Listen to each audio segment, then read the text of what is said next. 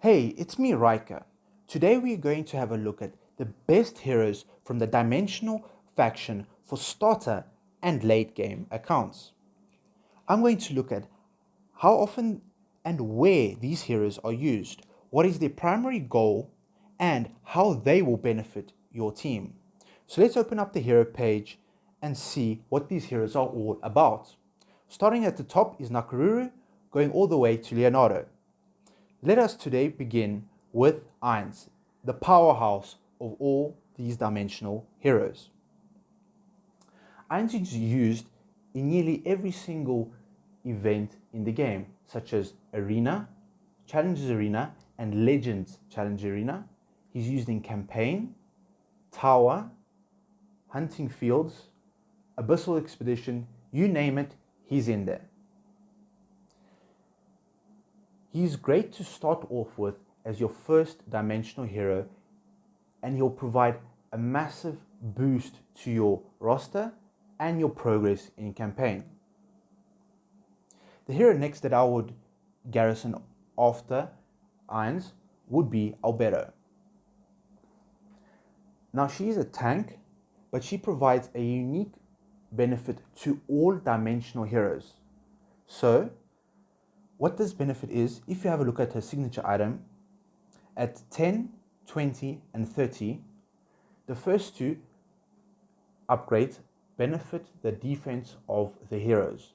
So if Albedo is paired up with an Arthur, a Merlin, or any other dimensional hero, she'll massively boost their defense, essentially making them unkillable in any event in the game. The last upgrade, however, is where she benefits extremely the damage dealers such as Ainz, Prince of Persia, and Ezio. This allows her to scale the attack power even further to a maximum benefit of 45% increased attack power and 75% increased defense for these respective dimensional heroes. Now this applies to all dimensional heroes if she is in that formation. Even if she dies in that formation, then the benefits that she provides still apply afterwards. Also, she has a lot of shields through her abilities that she is able to protect and essentially make that hero that she's protecting invulnerable to that killing blow. Also, she provides a decent amount of distraction and control for your team. The next hero that I would go for would be Merlin.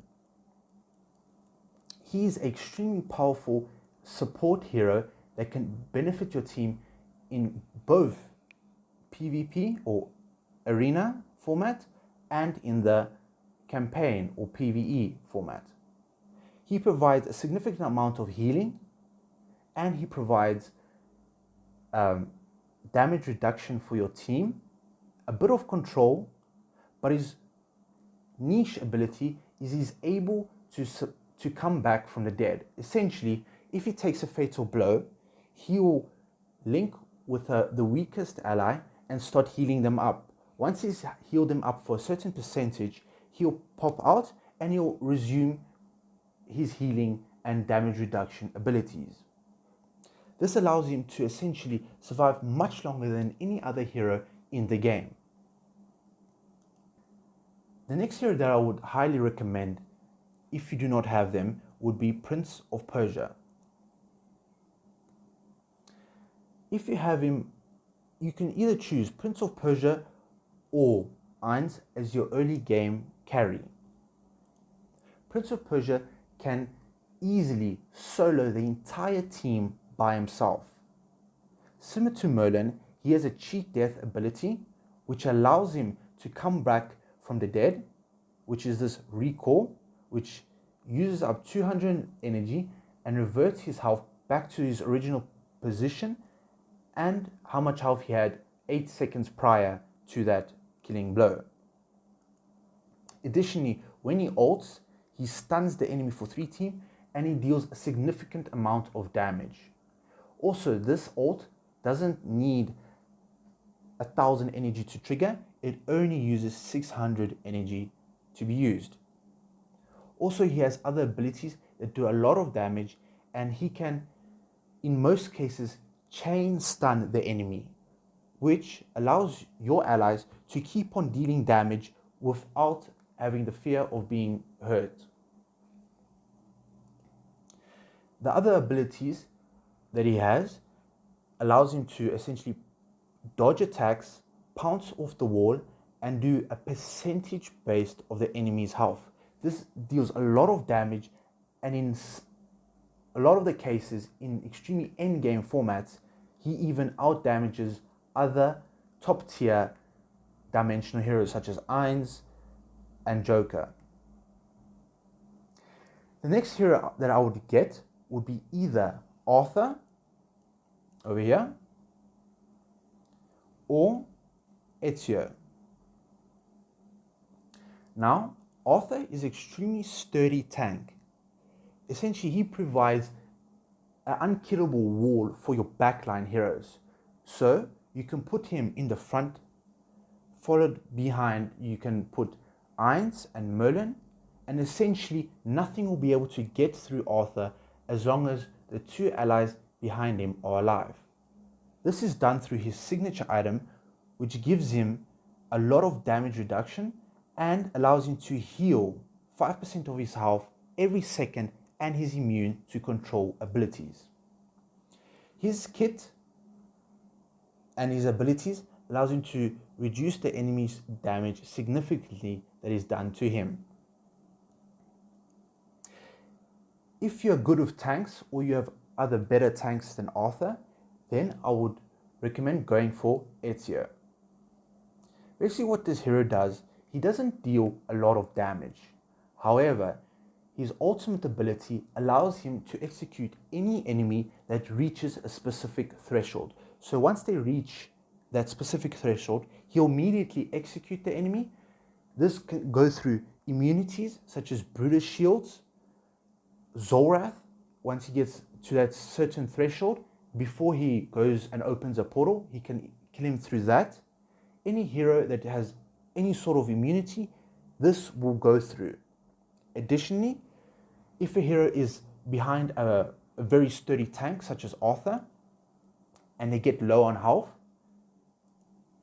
Ezio can assassinate them from behind that sturdy tank.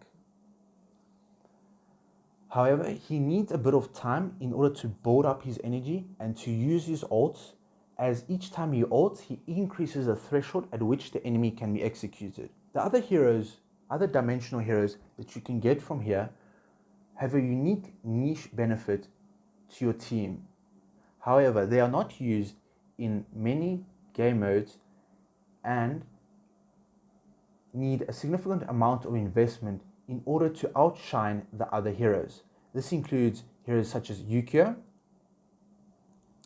Queen, Joker, and Leonardo.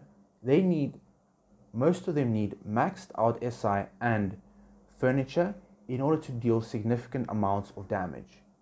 The heroes that I mentioned previously, such as Ainz, Albedo, Prince of Persia, Ezio, Merlin, and Arthur, work extremely well even if they're not maxed out in their SI or their furniture.